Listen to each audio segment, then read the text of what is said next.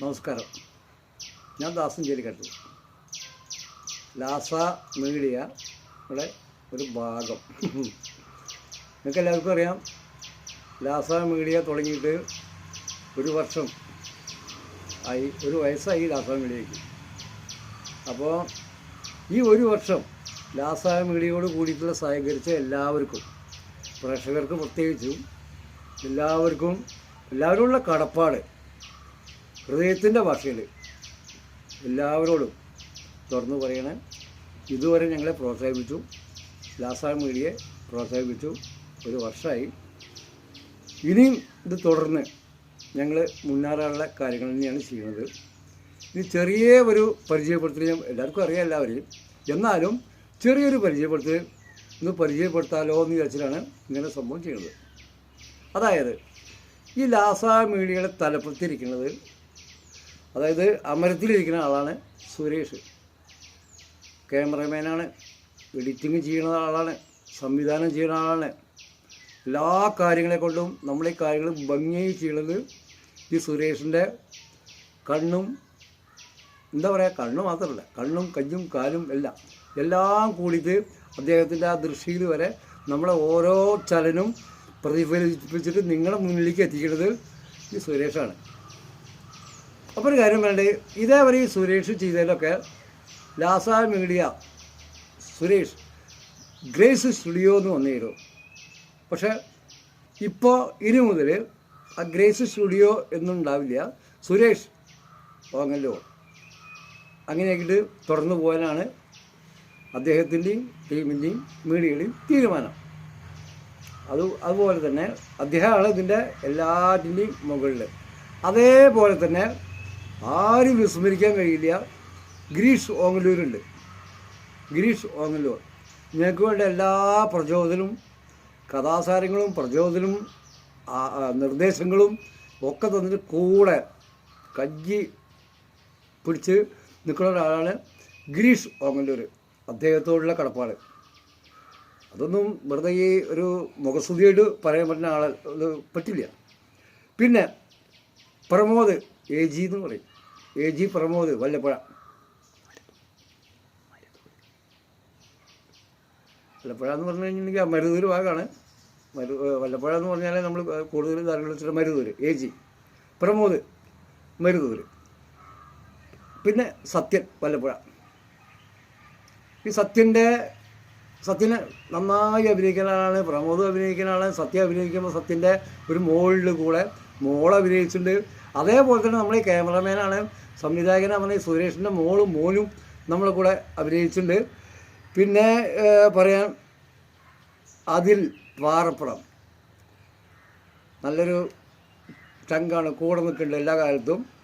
പിന്നെ എന്താ പറയുക, മുരളി പുലാശ്ശേരിക്കര, ഒരു ഓട്ടോറിക്ഷക്കാരനാണെങ്കിലും മൈൻഡും ബുദ്ധി കലാബോധവും ഉള്ള നല്ലൊരു മനുഷ്യനാണ് മുരളി പുലാശ്ശേരിക്കര, അദ്ദേഹമുണ്ട്. പിന്നെ നമ്മളെ KVM വേദിശാല നടത്തുന്ന, ഓങ്ങല്ലൂർ നടത്തുന്ന രവിയേട്ടനുണ്ട്.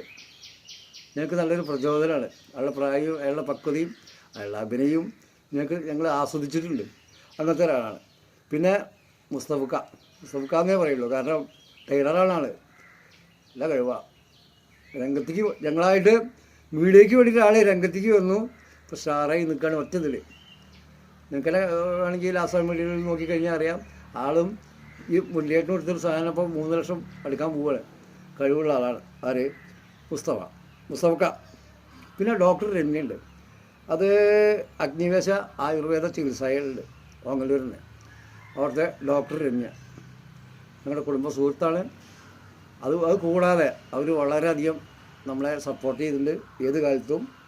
പിന്നെ മുരളി സോപാനം ഓങ്ങല്ലൂർ തന്നെ ഈ ഗ്രേസ് സ്റ്റുഡിയോൻ്റെ മുകളിലൊരു മീഡിയ ഉണ്ട് നടത്തുന്നുണ്ട്. മുരളി നല്ല ഉപദേശങ്ങളും കാര്യങ്ങളും തരും, കഴിവുള്ള ആളാണ്.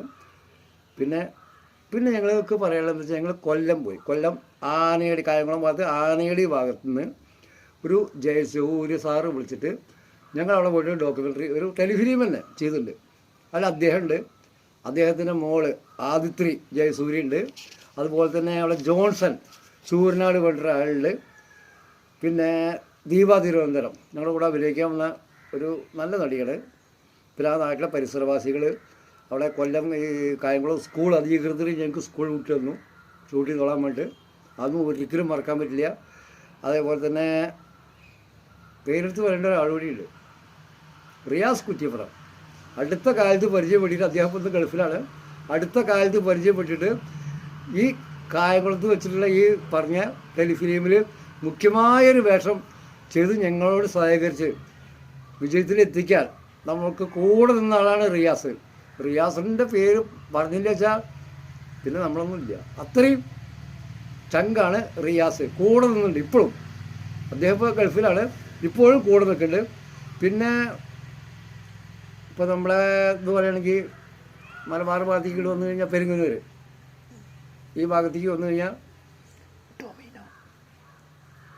ഈ ഭാഗത്തേക്ക് വന്നു കഴിഞ്ഞിട്ടുണ്ടെങ്കിൽ ഞാൻ ദാസനാണ്, ദാസൻ ചേലിക്കാട്ടിൽ അറിയായിരിക്കും ചിലർക്ക്. പിന്നെ അതേപോലെ തന്നെ മണികണ്ഠൻ വിരിച്ചാളുണ്ട്, ചേക്കാമു എന്ന മണിക്കുണ്ട്, മമ്മിക്കുട്ടി കരകോർത്തൂരുണ്ട്, രവീന്ദ്രനാഥ് നാഗരശ്ശേരിയുണ്ട്, രവീന്ദ്രൻ CP വെള്ളമുണ്ട്, പ്രദീപ് തളി ഉണ്ട്. തമിഴ്നാട്ടിൽ ജനിച്ച് വളർന്നിട്ട് ഇവിടെ വന്നിട്ട് നമ്മുടെ കൂടെ കൂടിയിട്ട് നമ്മളോട് വളരെ ഭംഗിയായിട്ട് കഥാപാത്രങ്ങളെ ചെയ്യണതാണ് ഈ പ്രദീപ് തളി. പിന്നെ വിഷ്ണുപ്രിയയുടെ 2 കൊച്ചു മക്കൾ, പോളി മക്കൾ എന്നേ പറയാൻ പറ്റുള്ളൂ. അവരും നമ്മുടെ കൂടെ സഹകരിച്ച് അഭിനയിച്ചിട്ടുണ്ട്. കമറുദ്ദീൻ പെരുങ്കന്നൂർ ഉണ്ട്, അവരാൻകുട്ടി എന്ന ഒരു അലിയുണ്ട്, പെരുങ്കന്നൂർ തന്നെയാണ്. പിന്നെ ഞങ്ങൾക്ക് വേണ്ടി ലൊക്കേഷൻ തന്ന ചേരിക്കഴിൽ പത്തായപ്പുര എൻ്റെ വീട് തന്നെയാണ്.